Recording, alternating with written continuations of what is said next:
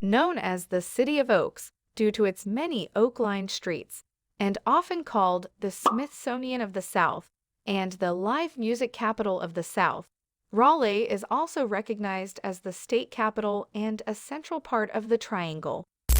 With its southern charm, it's rapidly becoming a top destination for visitors. Let's get into it. Starting with the James B. Hunt Library. Located on the site of North Carolina State University, it's one of the most high-tech libraries in the world. This unique building opened in 2013 and is over 221,000 square feet, 88 feet tall, and has 5 floors that can fit up to 1,700 people. Glass, steel, and solar panels are used strikingly in the library's building and furniture to give it a modern look. Inside, visitors are met with cutting-edge technology like curved displays, touchscreens, and the booklet, and there's a robot that gets books from the library's massive collection. The library is free to enter and is open from 10 a.m. to 6 p.m. Also, parking is accessible on the weekends and after 5 p.m. during the week. This library is a must-see for people interested in technology and design. Next, we have a paradise for outdoor enthusiasts, the Capital Area Greenway system. So many hidden spots and surprises. It has many tracks for walking, running, and riding a bike or skate. This system covers more than 180 miles and has 28 different trails. It links to famous places like the North Carolina Museum of Art and William B. Umstead State Park. The American Tobacco Trail is one of the most famous trails, following an old train line for 23 miles. Walnut Creek and the Neuse River Trail are the most famous ones. Another popular trail is the Art to Heart Trail, which runs from the North Carolina Museum of Art to downtown Raleigh and is 6 miles long. Locals like the 2.8-mile Lake Lynn Trail because it is shorter and has lovely views.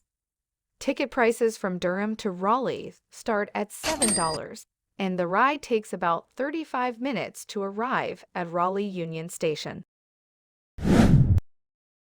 On the 8th is the North Carolina Museum of History, just across the street from the Museum of Natural Sciences. Opened in December 1902 with a small exhibit called the Hall of History. At that time, they had long dreamed of a place to show off the state's accomplishments. The museum is now one of the biggest of its kind in the world, with 164 acres. The museum shows more than 150,000 items from over 14,000 years of the state's past. There are beautiful works of art in the West Building from ancient times to the present. These include European, American, African, Egyptian, and Jewish art. You can look at many displays that show different parts of NC's history, such as its Native American roots and its part in the Civil War. You don't have to pay to get in, but some special shows may charge extra. It's open from 10 a.m. to 5 p.m., Tuesday through Sunday. Next, we're heading to Hemlock Bluffs Nature Preserve. As a natural refuge, it's the best place to go. This 140-acre park is just outside of Raleigh, and it's famous for having a small but rare number of eastern hemlock trees. These trees usually live in more relaxed hilly areas. People can enjoy the beauty of nature on the park's 3 miles of well-kept trails covered in mulch that lead to lookout points with lovely views. The park is also home to the 3,700-square-foot Stevens Nature Center, with displays and teaching events about the local environment. It's a peaceful place to return to nature, whether in the summer to escape the heat or in the fall to see the leaves change. This park is free to enter and is open daily from 9 a.m. to 7 p.m. On the 6th, we have another museum, Marbles Kids Museum, opened in 2007 in downtown Raleigh. It's an excellent place for kids excited to learn and explore. This museum has many hands-on exhibits and games. A beautiful wall in the Pebbles Kids Museum is covered with over 1 million pebbles that light up at night. Since marbles is a fun word for brains, they encourages kids to use their imaginations, try new things, and play creatively. There's exciting shows about art and culture to science and technology. The big IMAX screen is one of the best part. It's open daily from 10 a.m. to 5 p.m. and costs $9 to enter. Up to 2,000 people can visit at the same time. It's an excellent place for everyone to have fun and learn. Next, we have a historical treasure, Yates Mill County Park. It was officially founded in 1792, and it's both the state capital of North Carolina, and it's a 174-acre park in the southwestern part of Wake County. It's integral to Raleigh's history. It was named after Sir Walter Raleigh, and Yates Mill is in the park. It's the only working grist mill left in the county out of 70 that used to be there. This mill was driven by water and was an essential part of the community's economy and social life for more than 200 years. A 24-acre pond, beautiful trails, and boardwalks that are great for fishing and watching birds are some natural features that people can enjoy in the park. There are also educational walks of the park that talk about the background of the mill and how corn is ground. Even though trips are free, visitors are asked to make gifts to the nonprofit Yates Mill Associates so that the historic site can be kept up and run. It's open every day from 8 a.m. to sunset. Next, we have a botanical wonderland, J.C. Raulston Arboretum. It was created by J.C. Raulston in 1976 at North Carolina State University. It was first called the NCSU Arboretum, but it was later changed to remember the person who started it. Raulston built the garden, helped many students learn, and made strong links between botanists, nursery owners, and designers. It's a 10-acre plant park that students, workers, and tourists can use as a live classroom. Amazingly, the nursery has over 6,000 plant types or groups from more than 50 countries. It has extensive collections of annuals, perennials, bulbs, vines, ground covers, shrubs, and trees, including large groups of maples, acer, and buckeyes, Aesculus. It's open every day and admission is free. From March to October, on Sundays at 2 p.m., guided tours go into more detail about the nursery's unique collections. It's a must-see in Raleigh, whether you're into farming or enjoying the beauty of nature. Next, we have another art lover museum, the North Carolina Museum of Art. Opened in April 1956 in downtown. The building was built by Edward Durrell Stone. It has a vast collection of art from over 5,000 years ago to the present day.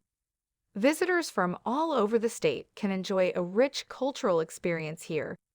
The east and west halls of the museum have more than a dozen gallery areas with art from all over the world. The museum is free to enter. You can look around on their own or go on guided trips. In addition to the buildings, the Anne and Jim Goodnight Museum Park is a one-of-a-kind place where art and nature come together. This 164-acre park has trails that go through peaceful nature areas. Next, we have an educational adventure, the North Carolina Museum of Natural Science. Just across the street from Museum of History, it's the oldest and the most significant natural history museum in the North Carolina. It's 6 buildings spread out over 5 sites. The museum has 2 main buildings in downtown. The Nature Exploration Center has 4 floors of exhibits, and the Nature Research Center is younger and has only 3 stories. Both centers have gift shops, cafes, and live animals, giving tourists an exciting experience. You can look at the exhibits at your own pace on self-guided walks. People like the 10,000-gallon tank and the Terror of the South show. This makes it one of the city's most popular places to visit. At Greenville is the newest building. At Contentnia Creek is one of its sites. It's a 400-acre outdoor learning center in Grifton with an observatory, a theater, and hiking and swimming trails that go through various landscapes. There are no bad times to visit. The museum is open to everyone for free, but gifts are welcome. It's open from 10 a.m. to 5 p.m., Tuesday through Sunday.